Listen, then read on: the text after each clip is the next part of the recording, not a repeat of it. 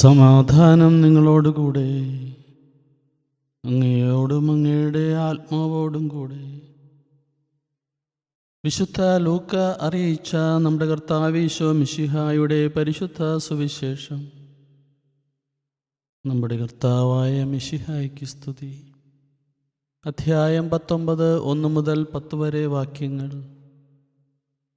ഈശോ ജെറിക്കോയിൽ പ്രവേശിച്ച് അതിലൂടെ കടന്നു പോകുകയായിരുന്നു. അവിടെ സക്കേവൂസ് എന്ന് പേരായ ഒരാളുണ്ടായിരുന്നു.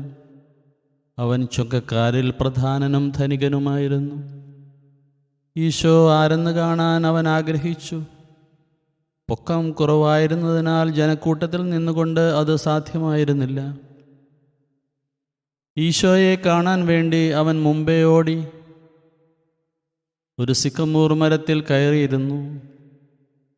ഈശോ അതിലെയാണ് കടന്നു പോകാനിരുന്നത്. അവിടെ എത്തിയപ്പോൾ അവൻ മുകളിലേക്ക് നോക്കി പറഞ്ഞു, സക്കേവൂസ്, വേഗം ഇറങ്ങി വരിക.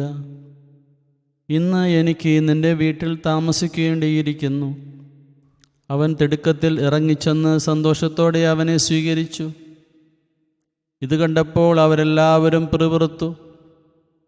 ഇവൻ പാപിയുടെ വീട്ടിൽ അതിഥിയായി താമസിക്കുന്നല്ലോ.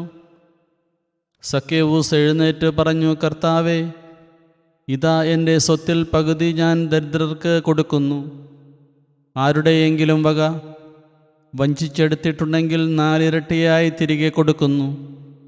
ഈശോ അവനോട് പറഞ്ഞു, ഇന്ന് ഈ ഭവനത്തിന് രക്ഷ ലഭിച്ചിരിക്കുന്നു.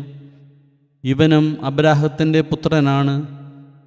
നഷ്ടപ്പെട്ടു പോയതിനെ കണ്ടെത്തി രക്ഷിക്കാനാണ് മനുഷ്യപുത്രൻ വന്നിരിക്കുന്നത്. നമ്മുടെ കർത്താവായ മിശിഹായ്ക്ക് സ്തുതി.